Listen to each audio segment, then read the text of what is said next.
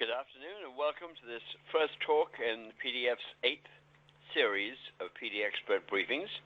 Our topic this month, which I think is the first time we've addressed this, even though it's one of the most popular among the items discussed between patients and doctors, is getting around transportation and travel with PD.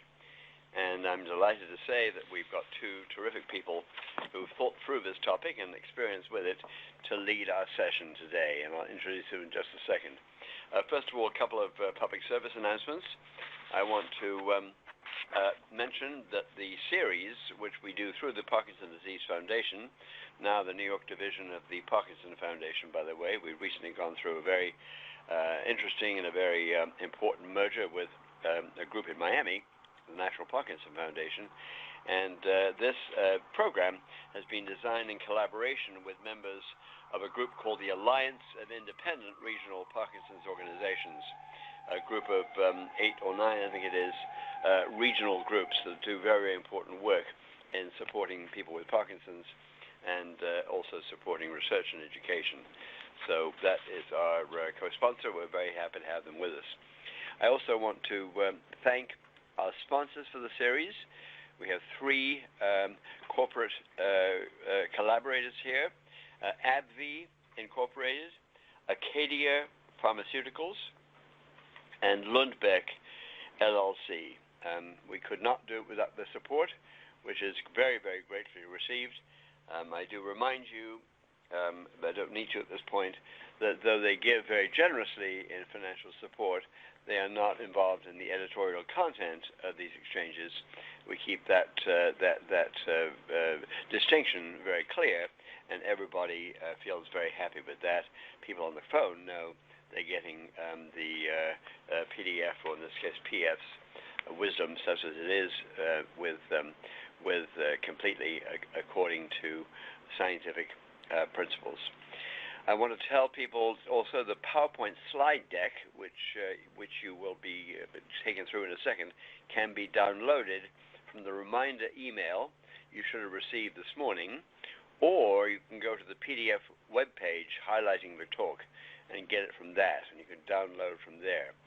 If you are a health professional, I believe we have 80 or 90 actually on the phone expected, then you can receive, as you probably know, 1 free Continuing Education Unit, CEU, through the American Society on Aging. If you registered as a health professional and indicated that you would like a CEU, then you should receive an email by the end of today with steps on how you can collect it. And then you have 30 days until October 13, to be precise, to collect your free CEU. So please take advantage of that if you can. So now it's my great pleasure to move to our 2 presenters.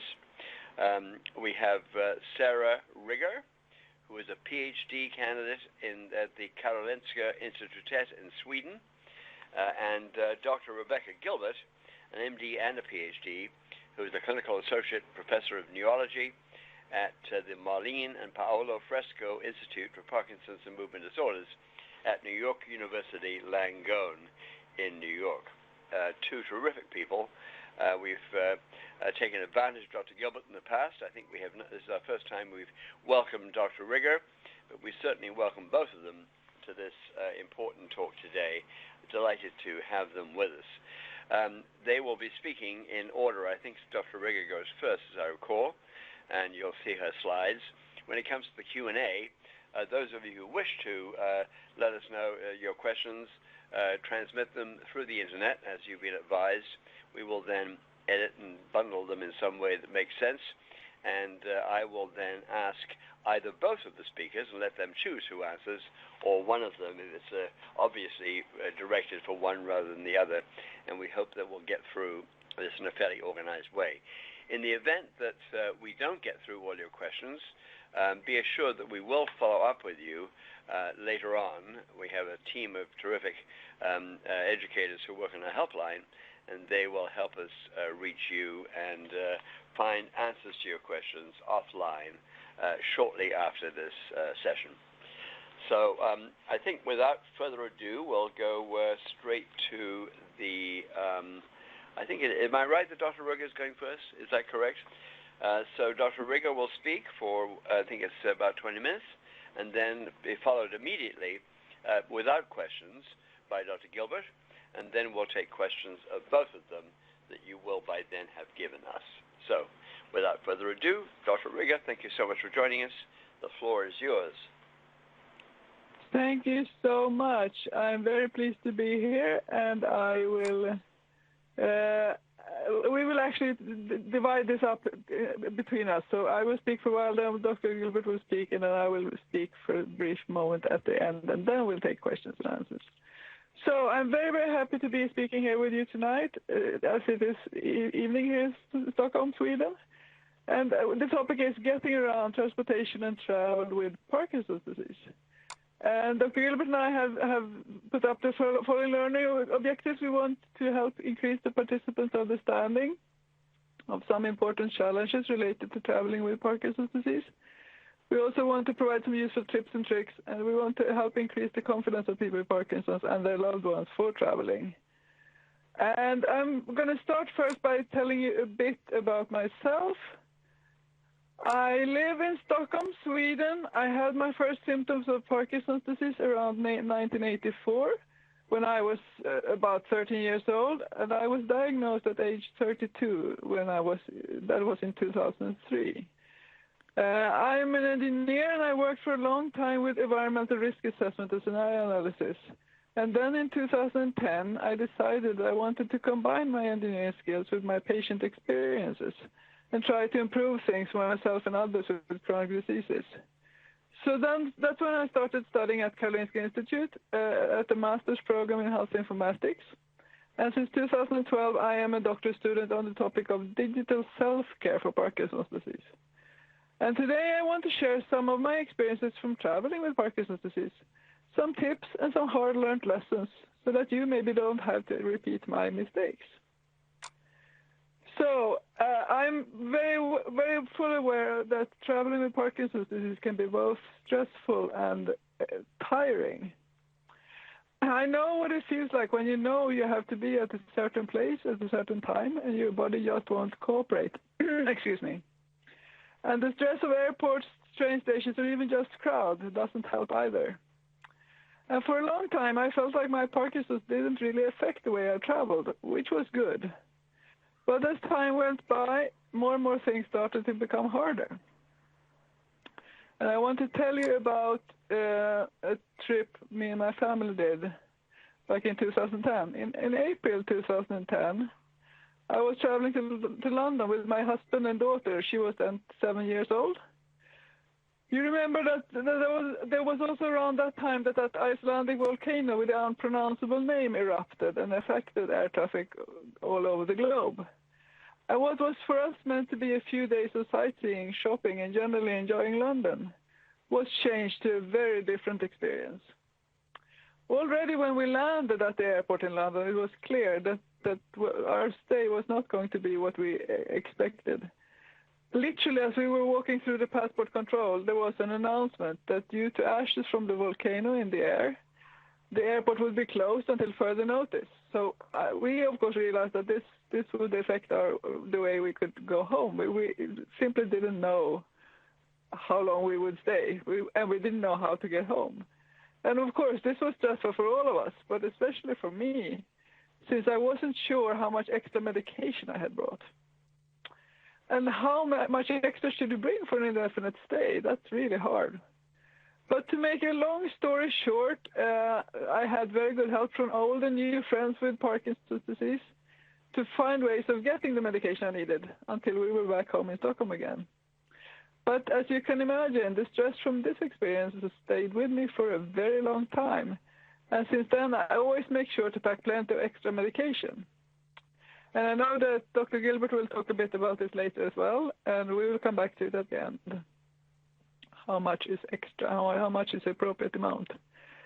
So further on then, for a long time, I didn't feel comfortable.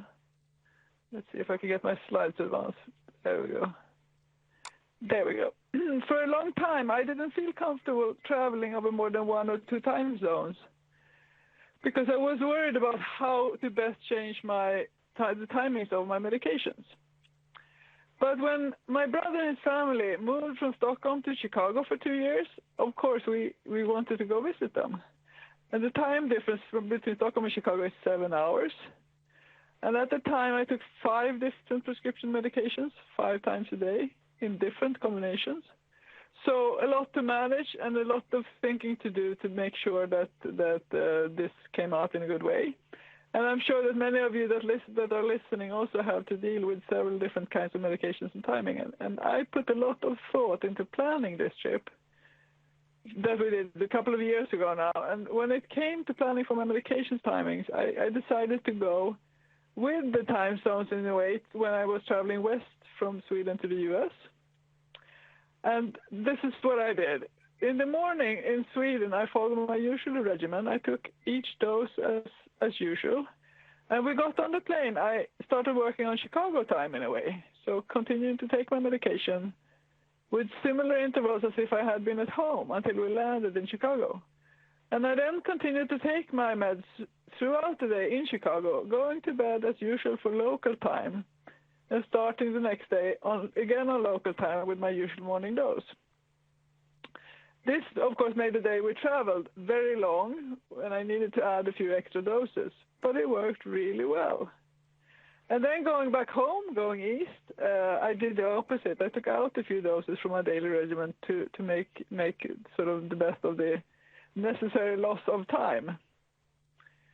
And actually going back also worked really well, although for me it's always harder going east than going west, so I was a bit more jet lagged going east. But this worked really well that time, and I've been using it several times since, and it still works very well. So now I want to hand you over to Dr. Gilbert, who will take this next number of slides, and then I'll be back in a while. Thank you. Thank you so much. Thank you so much, Sara. That was great. My name is Dr. Gilbert, Rebecca Gilbert. I'm a Parkinson's doctor in New York City, and I've been paired up with Sara to present this topic. And of course, Sara has a real-life experience to really share with you. So I'm just really super happy that we were able to do this together. I'm going to talk about a couple of additional topics. What I want to emphasize is that, as everyone out there knows, Parkinson's disease is an extremely variable condition and evolves over time. And so some of the tips that Sara and I might be sharing with you may not be relevant to everyone at their particular state that they may be in. And so sort of take what makes sense for you out of what we're saying. So I'm going to talk for a little bit about local travel. Obviously, local travel is something that's important to everybody in their day-to-day life, even if they're not going anywhere special or staying home. And it's also important when someone travels to a new place to be able to navigate the new area that they want to see. Now, as everyone knows, some cities have excellent, very accessible public transportation, but many areas do not. And so there's a lot of variability around the world on this particular issue. I happen to be from New York. New York City does have a pretty extensive subway system, and the map of the New York subway system does indicate which of the stops, which of the stations are fully wheelchair accessible and which are not. Now, of course, it is difficult to reach every single point on the subway map if you need to utilize only the stations that are fully wheelchair accessible. That is a problem with the subway system, but it can get you to some of the important places in New York. So definitely something to investigate. And cities around America and worldwide who have a similar setup like the New York City subway system also have maps that may indicate which of the stations are wheelchair accessible, so that's something to be able to access and look at. If you do have trouble navigating the community that you're in or the community that you're visiting using the available public transportation, there are other options that are available and can be investigated. Many municipalities have local government-funded accessibility transportation. In New York City, it's called Access-a-Ride. And cities across the world have similar setups. And this provides door-to-door transportation for the same price as public transportation for those who qualify. And certainly in my practice, I frequently get asked for a support letter for Access-a-Ride, and I have many patients who use it. Access-a-Ride is plagued by a lot of problems. They don't come on time. They may demand that you leave your visit early because that's when they need to pick you up. And there's not as much flexibility as we would like, and people can get very stressed over their accessoride, but it is available and definitely something to explore. If you live in an area that does not have an accessibility transportation that's provided by the government, there are organizations that may operate in your area. There's a volunteer-organized organization called Friends in Service Helping, or FISH, and it operates in many communities across the United States, and it brings people to doctor's appointments. So volunteers will volunteer to help people get to their doctor's appointments in their private cars, and that's something to look into in your area as well. And finally, the Disabled American Veterans will take people to appointments at the Veterans Association, and I provided the website to investigate that as well. In terms of long-distance travel, if you're going further than your local community, there's some basic rules. Plan. You can't plan enough. Okay, you can plan enough, but you don't want to overdo it and not enjoy the vacation. But certainly do take the time to investigate the details of where you're going. Consider traveling at a less hectic time of year if possible. So avoiding travel during the holiday season or the last 2 weeks in August will alleviate some of the stress. Obviously, those times are very necessary for some people. Certainly people with children who are in school need to take vacations when there's school vacation. But for those who don't need to be boxed into certain times of year, then take advantage of the rest of the calendar year and try to go when it's a little less hectic. Choose flights during times of day when you tend to feel your best, if possible. Another important basic rule is let your doctor know that you're traveling, because if your doctor knows, and they won't be surprised by a phone call that may be from a pharmacy that's not in your usual area, or hopefully not, but maybe even a doctor that you need to see when you are traveling. If direct flights obviously are easier. If direct flights are not possible, then choose connecting flights with plenty of time in between so that you don't have to rush and create that additional stress. And when you do know where you're going, look at a map, identify medical centers that may have some Parkinson's expertise, identify a pharmacy in the area where you're going to be, and this is going to be helpful if you do get into a situation where you need to access medical care. What's wonderful, at least in the United States, where e-prescriptions, electronic prescriptions are becoming much more pervasive. If you do run out of medication, and we'll talk about medication in a minute, all you really need to do is call up your doctor, and they can e-prescribe your medication to any pharmacy in the country. So that does make things a little bit easier if you have identified a pharmacy that you can get to. Someone pointed me to this series of books, which are a really good resource, called Barrier-Free Travel, a Nuts and Bolts Guide for Wheelers and Slow Walkers. This is a book by Candy Harrington, available readily on Amazon. This is a general book about traveling with disabilities, and it really covers soup to nuts about things to consider, definitely a resource to look at. And the same author wrote 3 other books which cover specific destinations, the Grand Canyon, Olympic and Mount Rainier National Parks, and Utah National Parks. So something to investigate can be very helpful for additional tips. So let's turn to airport navigation. This is obviously a really stressful topic for everybody. I'm concentrating on the Transportation Security Administration, which is the organization that organizes security in the United States. I'm told that there are listeners from over 20 countries, and so not everyone is interacting with the TSA, but every country does have a similar security situation. So substitute in your local security administration whenever I say TSA. So I love this slide. This is a slide not for people with Parkinson's or even disabilities. Look, old-timer, I can't give you special treatment just because you're elderly. And the man says, I was only 12 when I got in this line. This is so true, and everyone who's navigated an airport feels this way, and so we're all in good company here. So before you travel, some things to know. The TSA knows that traveling with disabilities is difficult, and they've sort of been called out for their lack of understanding about disabilities, and so they're trying to rectify their procedures. And so they have developed this notification card, which you can print out online at the website that I've given, which basically allows you to state what you have. If you want to, you can put on this card that you have an issue that may affect screening, just sort of to highlight that something is going on and makes you a little bit different. In order to corroborate that notification card, have your doctor write a brief letter before you go about your condition so that, it's sort of everyone that we're on the same page about what you have. This is especially essential if you have DBS, and we'll talk about DBS in a little bit of a slide later. Even better, if you go to this website that I have here, www.tsa.gov/precheck, that'll be a / and what you do there is you can get yourself pre-screened.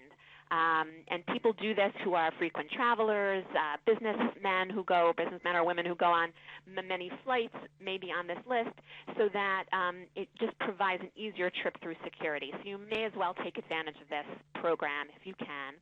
And as part of this program, you do not need to remove shoes, laptops, liquids, belts, or light jackets during the screening process. So that's something to keep in mind, and definitely check that out if you can. During the airport navigation, ask to use a wheelchair, even if you do not normally use one. This is really a good tip, and if you remember one thing, remember this. Airports are very stressful for everyone. It's more stressful if you have Parkinson's. Take this little piece of help that's being offered to you. It will help you get through the airport. It will help you get through security. An official TSA policy is that if you have a disability, you do not have to remove your shoes at security, and you can have a portion of your security check done while seated. Again, while traveling through the airport, if you have DBS, you want to carry the DBS identification card provided by the manufacturer, in addition to the letter that you've requested from your doctor, which we mentioned in the previous slide. Ask for a hand search instead of going through the security machine if possible. And if they're using a security wand to do the security search, ask the officer if he can avoid placing it directly over the stimulator. If you do have to walk through the security machine, don't panic. Walk it in the center of the machine. Walk at a normal pace. And if by some chance your device turns off, carry that remote control with you, and you can turn the stimulator back on. So it should be a pretty seamless process if these rules are followed. So again, during the screening, there are official TSA policies which allow for special accommodations for people with cognitive difficulties. And so you're going to want to inform security that that's what's going on, that you're traveling, you yourself, or you're traveling with somebody who has cognitive difficulties. And travelers with cognitive difficulties will be screened without separating them from their travel companion. And the travel companion will be allowed to advise the TSA officer as the best way to conduct the screening. And the screening can also be done in private. So these are sort of rules that are established for TSA that people with cognitive difficulties should know about. For more information on special procedures that the TSA has established to help people with disabilities, go to this website, tsa.gov/travel/special procedures, and you can get the information I've shared with you in addition to other information. Now, once you've gone through security, you're going to get to the gate. Most airlines will allow passengers who need extra time to board early. So ask at the gate if you can be one in that group that boards early. You probably will not get a problem. Usually they will make an announcement. People who need extra time to board early. Families with young children will board early. People who are elderly, people who have disabilities will all be allowed the extra time, and then you can take your time to get settled in your seat. So take advantage of that additionally as well. Once you've gone through security and the gate and you've made it into your seat, congratulations. It's really a big hurdle. Everyone feels that way, whether you do or do not have Parkinson's, so enjoy your trip at that point. Well, now I'm going to turn to medications, and we're going to, again, look before, during, and after of travel, how to handle medications. So before traveling, do not agree to medication changes within 2 weeks of travel. This is something that I do as a physician. I will not change medications if someone's about to go on vacation. Wait until you get back. And then in terms of how much medication to take, so it sounds like reasonably patients with Parkinson's travel with 3 sets of medications. And these 3 sets of medications to cover you for your trip are going to be in 3 different bags. Everyone has lost a bag. It's not an uncommon thing to happen. So you definitely do not want all your medications in one bag. So you want definitely one set of medications in your carry-on bag that you're going to take with you on the plane, and then you're going to want 2 other sets of medications in other bags. So just in case one bag gets lost, you're going to have the 2 remaining sets. So that's really something to give you a peace of mind. And again, if you're traveling within the United States, identify a pharmacy close to where you'll be, and then your doctor will be able to e-prescribe your medications there if necessary. During the traveling process, you want to inform security that you have your medications with you. What's important, a tip that I read, which I think really makes a lot of sense, is you want your medications that you've packed that are in your hand luggage that you're taking through security, you want them in the correctly labeled bottles. What people sometimes do when they're going out for the day is they'll put all their medications in one bottle. It won't be the proper label. And so you'll have your Requip and your Cinemet and your Artane or whatever it is all together in one bottle labeled whatever it may be labeled. This is sort of a red flag for security. They're going to see lots of different pills. They don't know what they are. It's going to look strange. It'll just create a more tumult than you need. So don't do that. Just put the medications in their correctly labeled bottles, and then it should just be smoother. Medications in pill or solid form may be open during security checks, so be aware of that. They may see your actual medication container and open it to check what's inside, and that would be reasonable on their part. Liquid medications. So you should know that these are exempt from the normal liquid volume limit of 100 ml. And you're not required to put these liquid medications in a plastic see-through bag. These are TSA requirements that certainly Americans know, that sort of all the liquids and the gels and the creams, you're meant to only have 100 ml, and you're meant to put them in a see-through bag when they go through security. Liquid medications do not have to comply with those rules.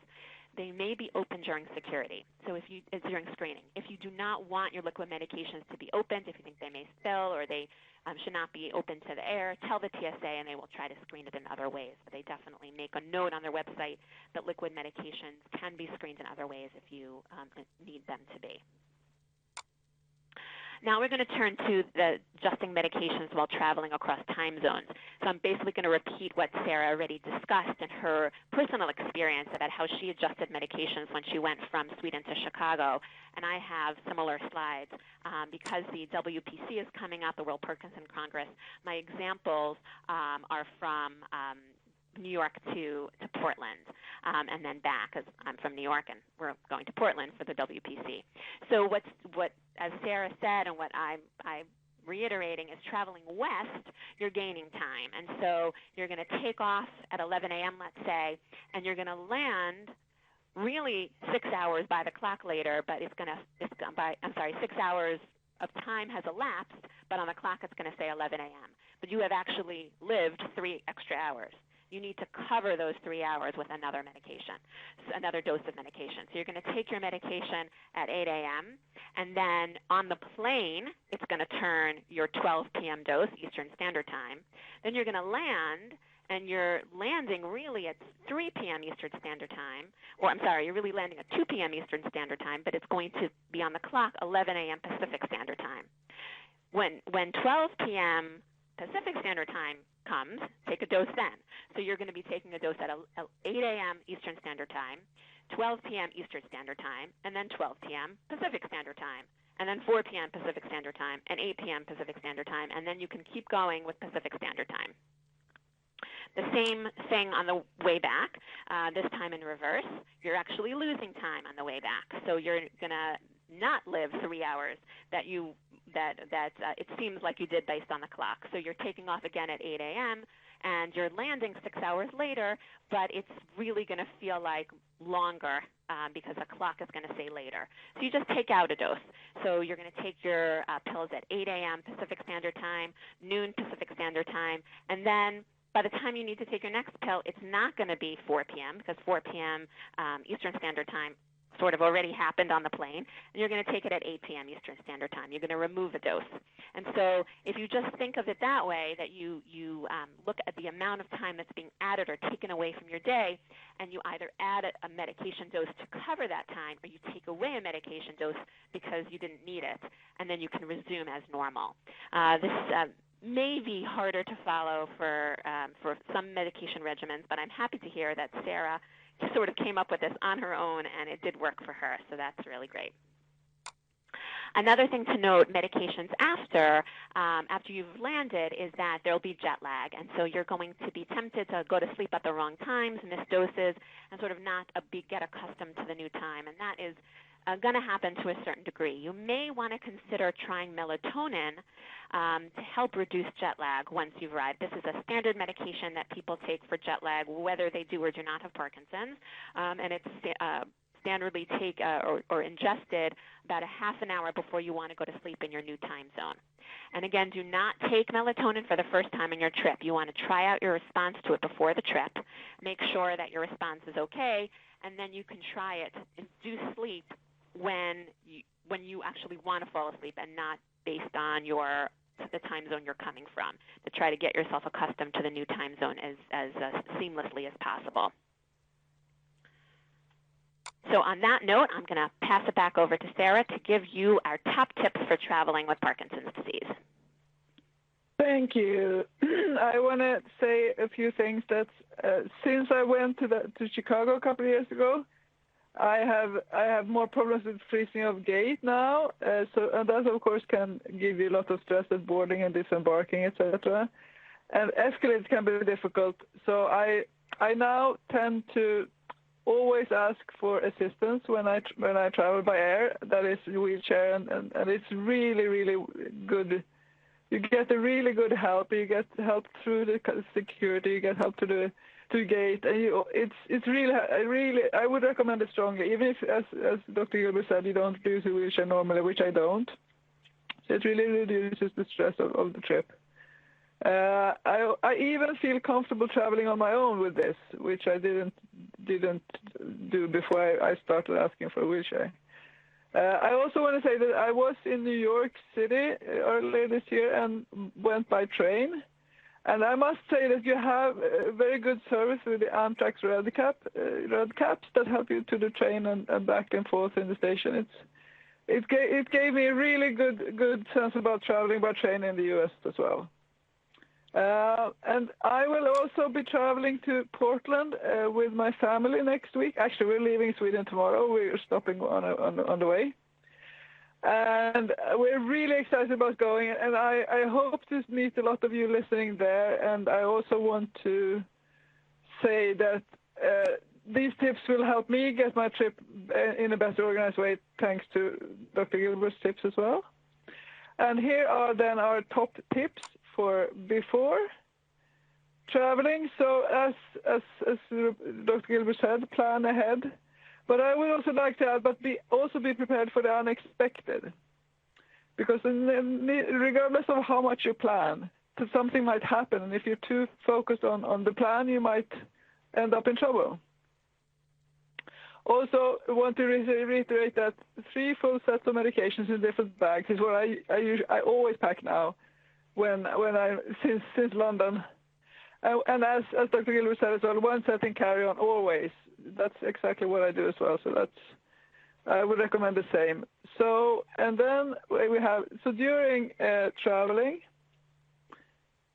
I would recommend, as I said, that you ask for assistance even if you normally don't use a wheelchair, because it reduces so much stress. And then I want to add something I found very, very useful and helpful is to have a vest with plenty of pockets. Because that way you can take the vest off and put it through security, and you always have everything with you. Medications, maybe a small bottle of water, your passport, your boarding card, your money, your glasses maybe, and what you need is always with you. And it's really good to have it in one sort of, in the same place. So that's helped me reduce a lot of stress from traveling. And then what do we do then after traveling? So this is our tip for after traveling. Take it easy when you've arrived for a destination. Plan for extra time to adjust to the new location, and also if you need new medication timings. And I personally always try to leave at least one day between traveling and any important meetings. So that's what I would like to recommend as our final tip.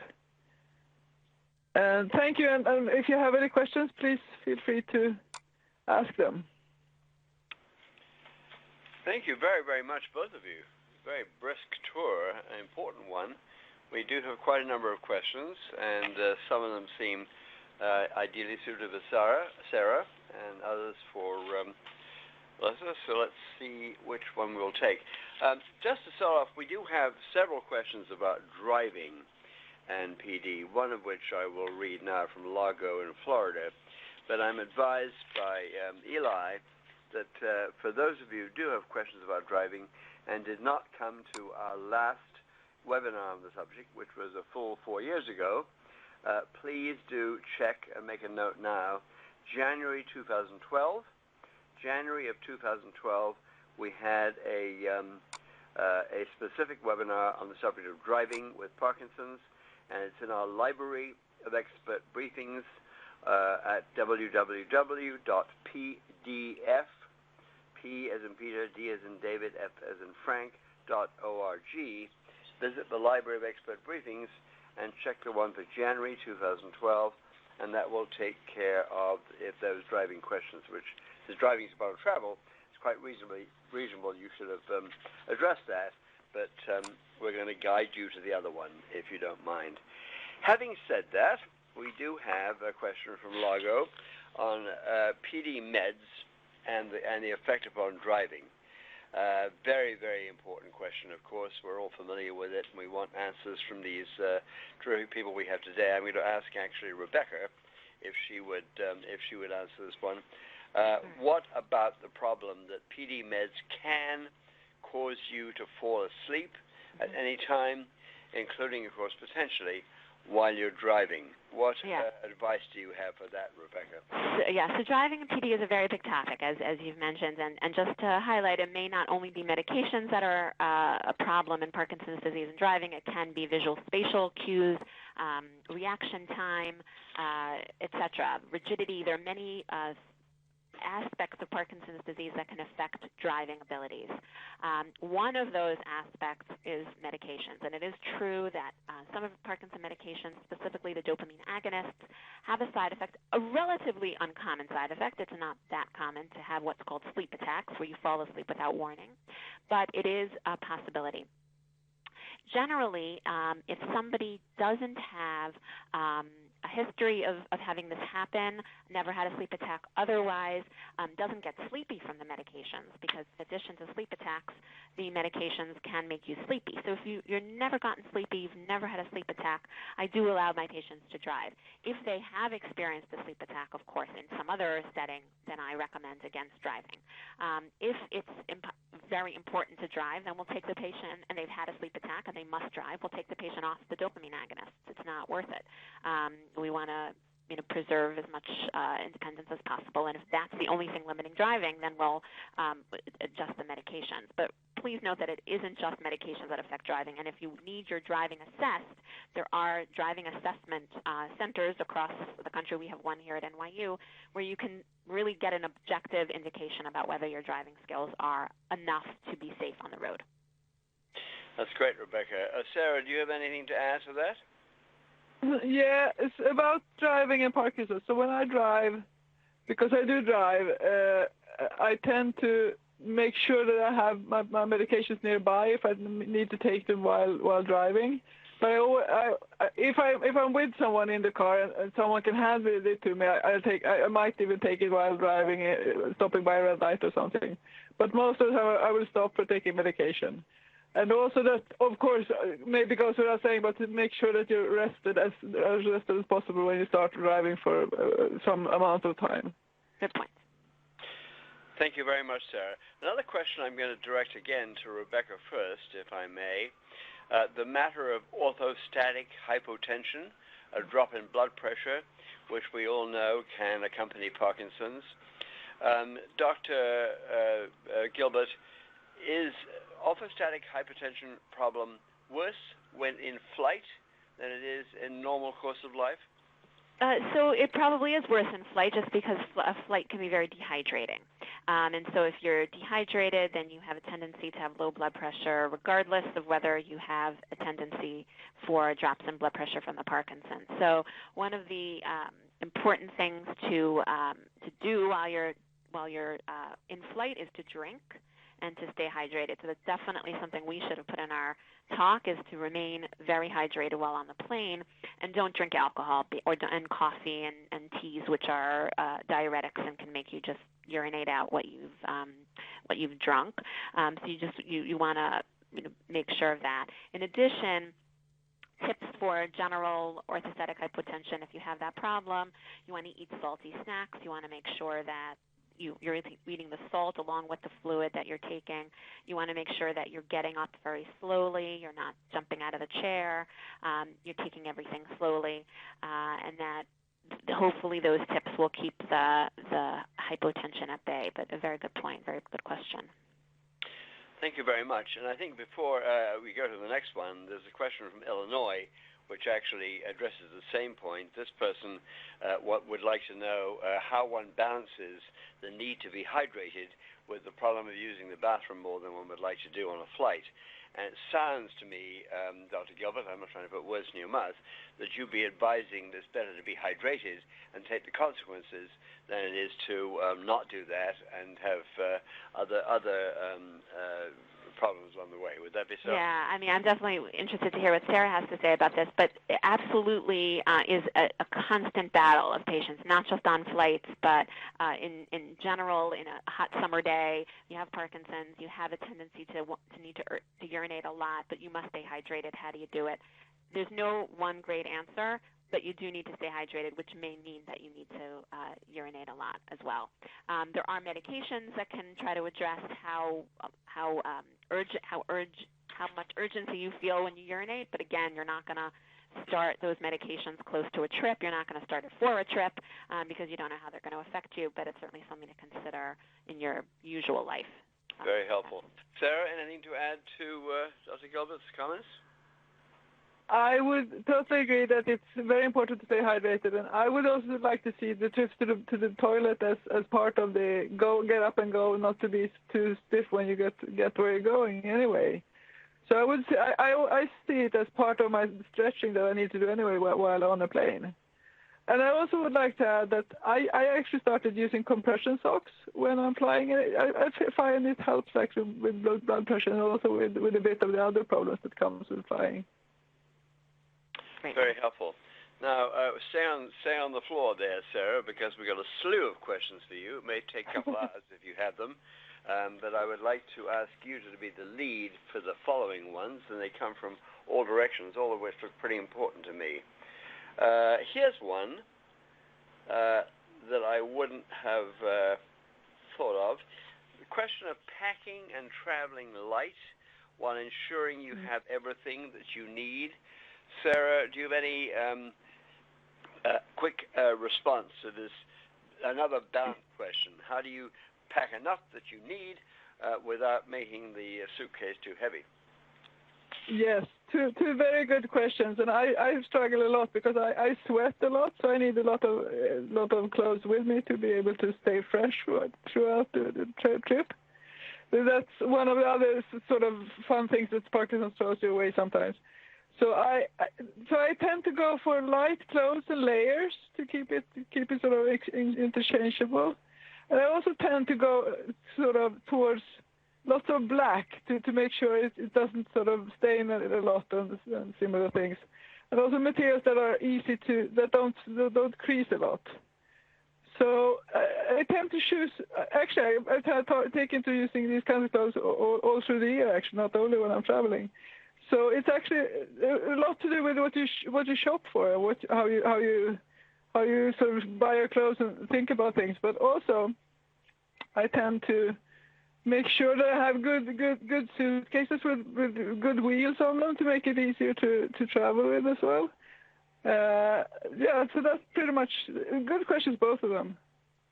Thank you very much. This next question, I'm going to keep you on the floor here, I'm afraid, Sara, because there are quite a number of these ones. This is a cultural question of tact and courtesy. I'm not sure there's an easy answer to it. It has to do with tipping.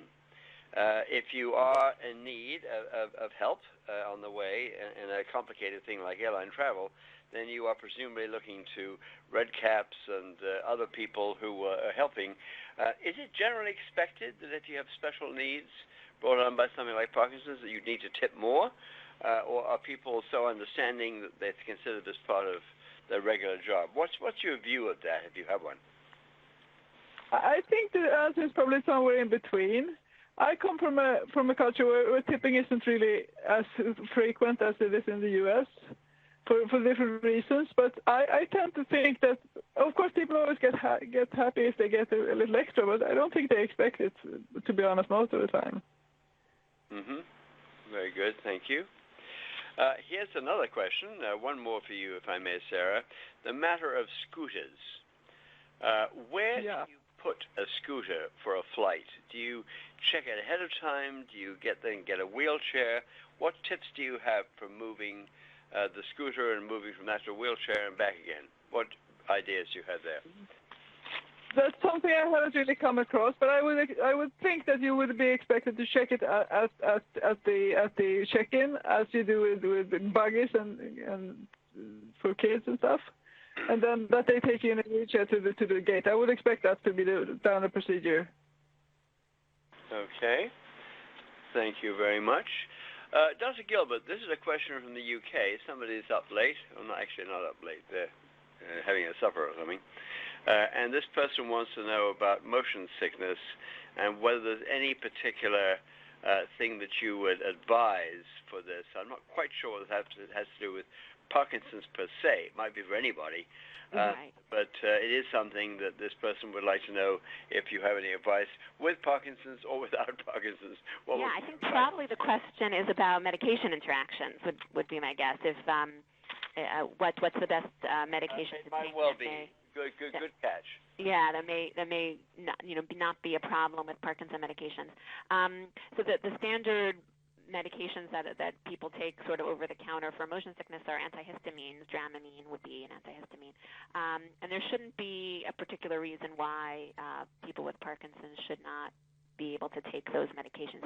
They can dry you out. They also sometimes have anticholinergic properties as well, which makes dry mouth, dry eyes, and all that kind of stuff. So it adds to the dehydration issue. So you want to be careful of that because you already have low blood pressure from Parkinson's. You're dehydrated from the plane, and then you take this medication, which can make you more dehydrated.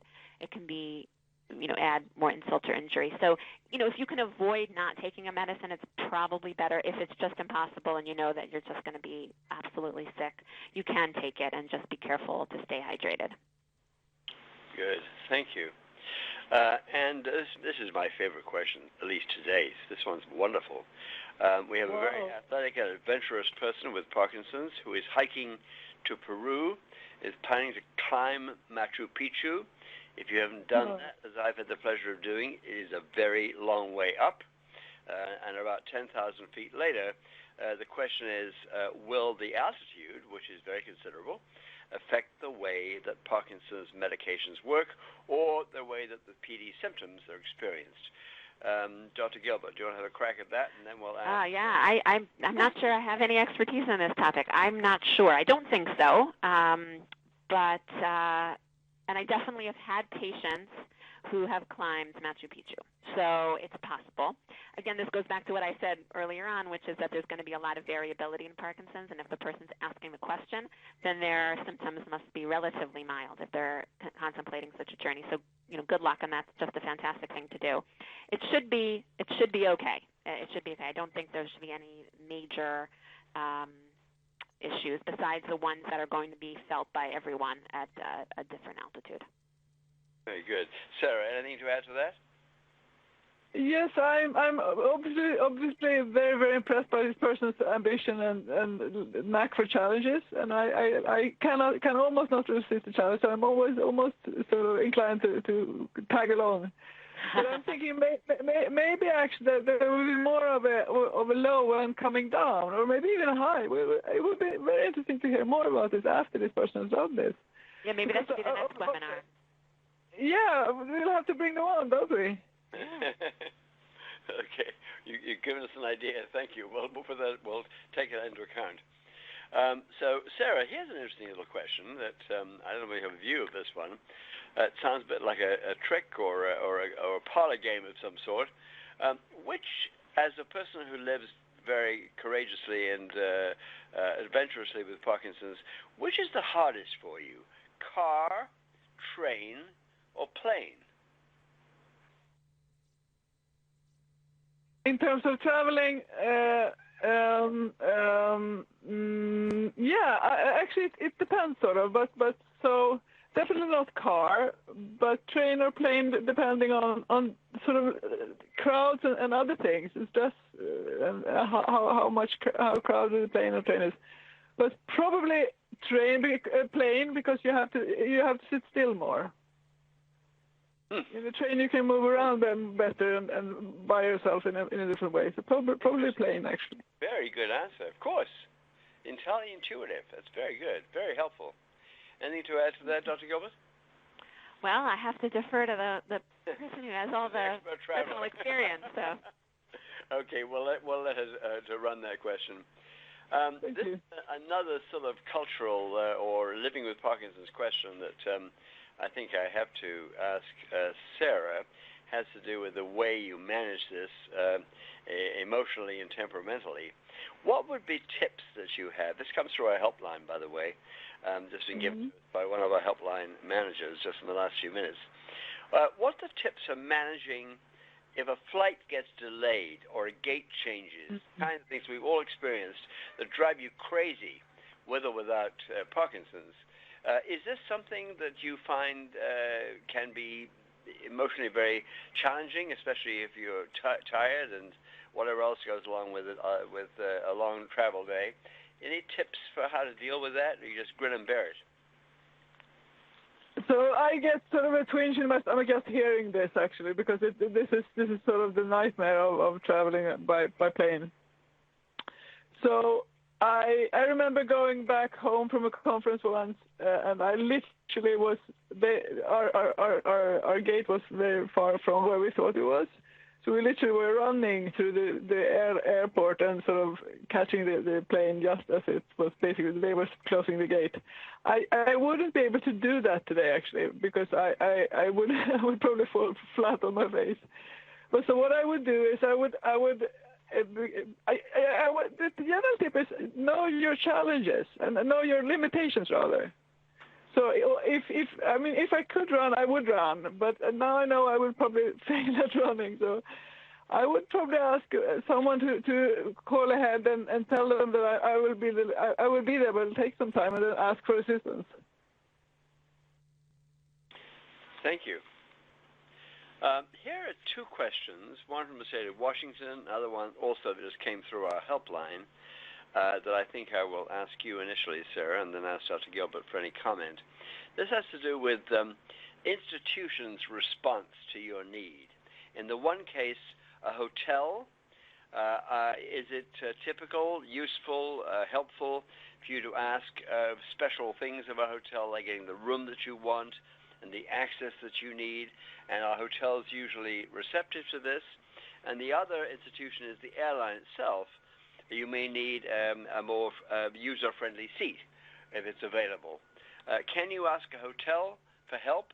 And can you ask an airline for a deal if you clearly have a little more challenge than the average customer? And how successful is it when you ask those questions? Yes, my experience is that airlines are very, very responsive to people's needs in terms of if you have a disability or a health issue, because they basically they're used to that. They deal with that every day. So in a very systematic and professional way, I think all over the world they have a very similar system to what Dr. Gilbert described in the CSA with security, but also with assistance for every airline. So they have a collaboration on that. So I think, in my experience, hotels can be less sort of responsive to needs and less inclined to meet them if you ask. So I think it's worth asking and being frank about it. I mean, if they can help you, they probably will. Maybe you'll have to pay some extra, but maybe it's worth it. And then why not try and see where it takes you? Good. This is in the crowdsourcing tradition of these brilliant expert briefings. We've just received an answer to a piece of that question concerning one airline.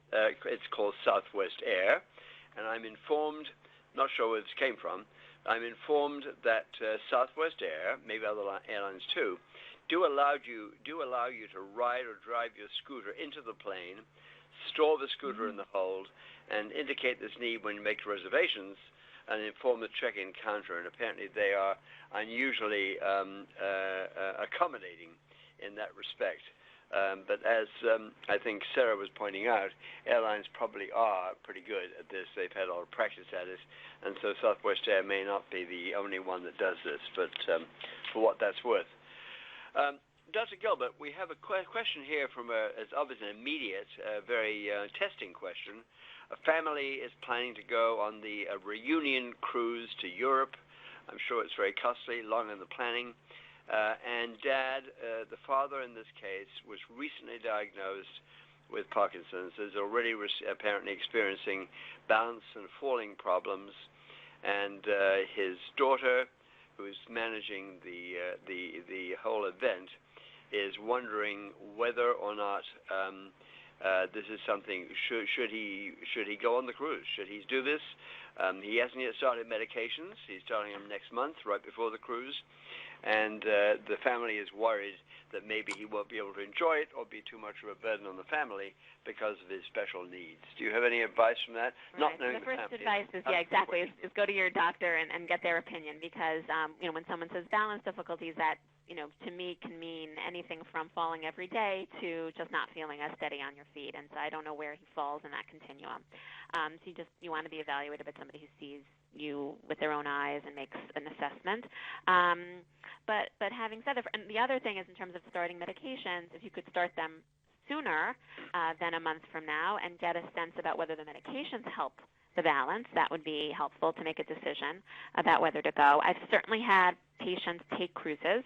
It seems to be a very popular choice because everything is sort of there. It's sort of one-stop shopping. It's sort of a city on the sea, and you can get all the experiences sort of easily accessible. So a lot of people do enjoy cruises with Parkinson's disease, and they certainly have experience helping people with mobility issues on cruises and helping people off the ship if they need to. So it certainly wouldn't be the first person with Parkinson's disease on a cruise, and you would like this man to be able to join his family. So I think if the medications can be started earlier, evaluated by his doctor, and see if it's possible, and take it from there. That sounds great. Sarah, do you agree? I agree completely. And one thing also, if the man himself, the risk for falling increases with the fall. So because of the fear of falling is a very strong trigger for the next fall. So I've had a bit of falling, and I find that if I wear a knee pad on the knee I always end up on, I actually walk more securely because I'm not afraid of falling and hurt my knee again. So that could be one issue to deal with, to take into account, sort of when trying to, because you don't want to make him not participate. You want to make him participate, but within safety limits. So if he falls a lot, maybe he should have a knee pad for temporary or maybe for a longer time until he gets this in order. I definitely think he should go on the cruise because it would be a shame to miss it. Wonderful. Last question. We have time for one more, I think. This also came through our helpline. Our helpline has been very busy the last hour. And this is a question, it doesn't sound as if it fits Sarah's particularly family situation, because it has to do with a person with Parkinson's traveling alone. It sounds to me as if Sarah is frequently with the family and has much help on the way. Do either of you have any advice for somebody who is traveling alone with Parkinson's?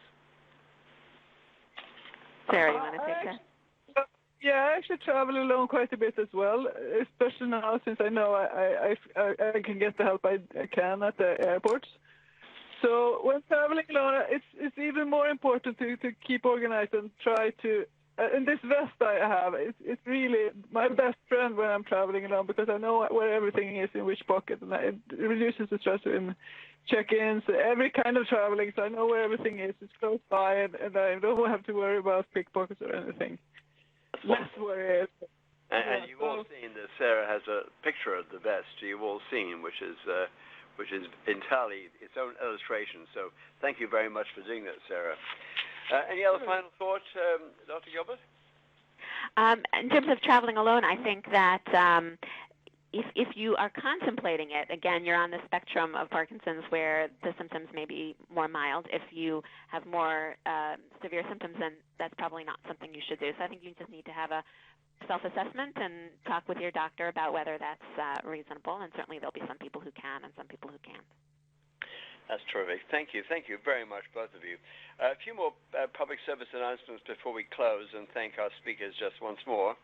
I want to remind you that we have an online survey that should be on your screen now. Is that correct? And those of you who haven't already answered it, please do. As I say every time, we do really use your answers more than you may know. It's very, very helpful to us, and it enables us to plan the future of our programs. So please do fill out the survey and enable us to improve the webinars. I want to repeat our thanks again to our three corporate sponsors, AbbVie Incorporated, Acadia Pharmaceuticals, and Lundbeck LLC for making the whole series possible. We're very grateful to those fine companies and express our thanks to them. The archive of today's program, which will be up for about a year, I think, will be available starting next Tuesday, 1 week from now, September 20th. You'll find it at www.pdf.org. And I think that is about it. I want to, again, repeat our thanks to Dr. Riggare, almost Dr. Riggare, finishing her PhD, and Dr. Gilbert, well established with her doctorate in her profession of neurology, treating people with Parkinson's at NYU. It's a great combination. I must compliment my colleagues here for putting these magnificent women together. It couldn't have been a better dynamic. And we actually had fairly equal numbers of questions of both of you, which was, I think, particularly fortuitous and helpful. So thank you both. I hope you and anyone else on this call who's going to the World Parkinson Congress have a terrific time there next week. And if you're there and you see Dr. Riggare, Dr. Gilbert, shake their hand, tell them what a terrific session it was, as I certainly will. And see you again next time for what is our next webinar. Anybody have it handy? I did not memorize it, but I'm supposed to give you a big promotion on that, which we're about to do. So hang on for a second. You got it? Okay. We don't have it with us right now. It's on the PDF website, I think. Eli's now checking her online to see if she can find when it is. So November, Robin. We'll confirm the date, or you can go to our website in November, and do join us again as you have today. And in the meantime, have a very, very nice end of summer and beginning of fall. See you soon, and thank you very much again to our great speakers. Thank you so much for having us. I'll see you in Portland, Sarah. See you there.